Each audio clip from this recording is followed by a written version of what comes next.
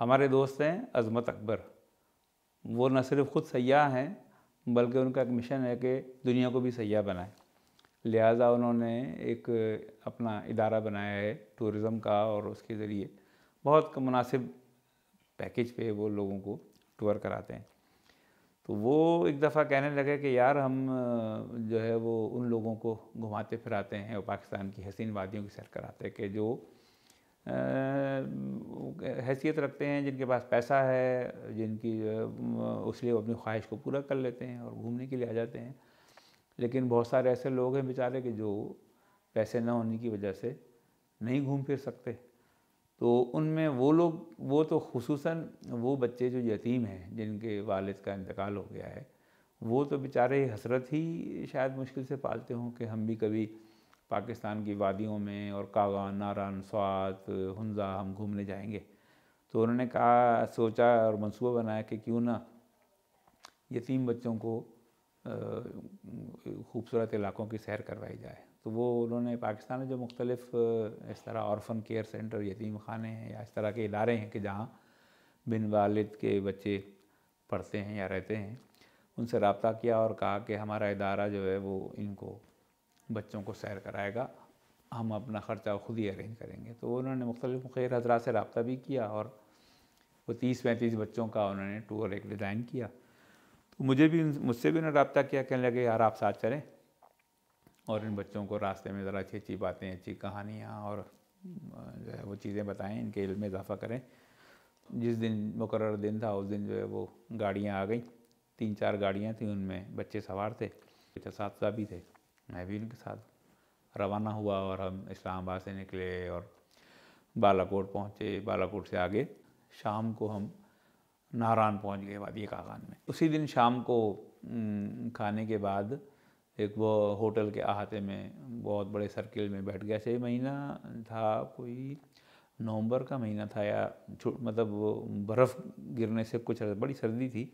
बहुत बड़ी लकड़ियाँ जमा करके आग जलाई गई थी और बच्चे चारों तरफ बैठे हुए थे उसके, और उनके साथ गुफ्तगू हुई और मुख्तलिफ़ बातें सुनाई, अच्छी अच्छी बातें, कहानियाँ उनको सुनाई और बच्चे बड़े खुश हुए।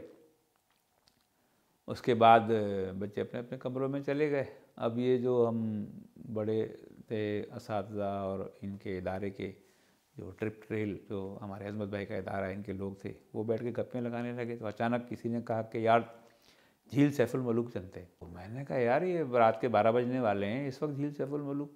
उन्होंने कहा हाँ तो चलते हैं, इसमें क्या है? मैंने कहा भाई इस वक्त क्या नज़र आएगा वहाँ पे अंधेरे में? उन्होंने कहा जी हल्की हल्की रोशनी है और चाँद भी नज़र आ रहा है, कुछ चलते हैं। बहरहाल वो उन्होंने जीपें मंगा ली और 8-10 लोग बैठ के 2 जीपों में और वो नारान से चल पड़े। पहाड़ पे चढ़ते चढ़ते चढ़ते बिलाखिर वो कोई 12:30-1 बजे हम ऊपर पहुँचे झील पे। तो वहाँ हू का आलम था, जो होटल वगैरह बने हुए हैं सब बिल्कुल वीरान थे। इक्का दुक्का बल्ब जल रहे थे, रोशनियाँ थी, और कहीं कहीं कोई चौकीदार कोई होगा तो वो घूम रहा होगा, बाकी वहाँ कुछ भी नहीं था। जैसे वहाँ पहुँचे तो पुलिस वाले खड़े हुए थे वहाँ पे। तो वो बड़े हैरान हुए कि हम ये यहाँ इस वक्त कहाँ से आ गए। बड़े वो नाराज़ हुए, बल्कि उन्होंने कहा कि ये को वक्त है आने का यहाँ पे। इन्होंने खैरहाल उनसे मिन्नत समाजत की होगा कि भाई हम बस थोड़ा सा झील का नज़ारा करके अभी वापस आ रहे हैं। उन्होंने कहा भाई जल्दी वापस आएँ। तो चल पड़े आगे। जब वो ज़रा आगे बढ़े तो मुझे अंदाज़ा हुआ कि वो झील वहाँ से खासी गहराई में थी और मैं थका हुआ था सारे दिन का। मेरा ये हुआ कि मैं नीचे झील तक उतरूँगा तो उसके बाद वापस ऊपर दोबारा चढ़ के आने पड़ेगा, तो बहुत जो है वो थक जाऊँगा। आगे जिस जगह से वो नीचे उतरने लगे तो मैं वहाँ पे एक होटल की बेंचें पड़ी थी, बल्ब जल रहा था तो हल्की रोशनी उठती। तो मैंने उनसे कहा कि मैं यहीं बैठा हूँ, आप लोग जाएँ वापस आएँ, फिर वापस जब आएँगे तो फिर मैं साथ चले जाएंगे। उन्होंने कहा, पहले तो कोशिश की कि मैं चलूँ, लेकिन फिर जब मैं तैयार नहीं हुआ तो वो सब कूदते फांते गाते बजाते जो है वो नीचे चले गए। मैं उनको देख रहा था, उन्होंने अपने मोबाइल की लाइटें ऑन की हुई थी और वो रोशनी कहीं कहीं चमकती हुई नज़र आ रही थी। तो वो जब खासा नीचे दूर पहुंच गए, झील के करीब मुझे लगा कि पहुंच गए हैं और उनकी आवाज़ें आना भी बंद हो गई, तो मैं बेंच पे बैठ के इधर उधर देखने लगा। अचानक मैंने देखा कि बाईं तरफ कुछ ऊंचाई से कोई चीज़ आहिस्ता आहिस्ता हरकत करती हुई मेरी तरफ आ रही है। मैंने कहा ये क्या है, आदमी है क्या है, लेकिन वो थोड़ी देर अंदर हुआ तो मुझे लगा कि आदमी नहीं कोई जानवर है। तो मैंने देखा तो मुझे यूँ लगा कि कोई गधा है जो आ रहा है, लेकिन वो उसकी चाल वो गधे की तरह नहीं थी, वो देखने में दूर से तो लग रहा था गधा है। वो आया और कुछ फासले पे ही रहा, मेरे करीब नहीं आया, और आहिस्ता आहिस्ता सामने यूँ ढलवान पे उतर के और उसी तरफ गया जिस तरफ ये सारे लोग गए थे। तो मैं इसी शक में ही मुब्तला रहा कि गधा था या नहीं था, क्या था, किस तरह का जानवर था। गधे के जैसा था लेकिन गधा भी नहीं लग रहा था, और जिस तरीके से चल रहा था गधे उस तरीके से नहीं चलते। तो जब वो जानवर मेरे करीब आके थोड़ा सा दूर हुआ तो मुझे उस वक्त थोड़ा सा खौफ महसूस हुआ कि ये पता नहीं क्या बला है, कि पता नहीं इधर ही ना आ जाए।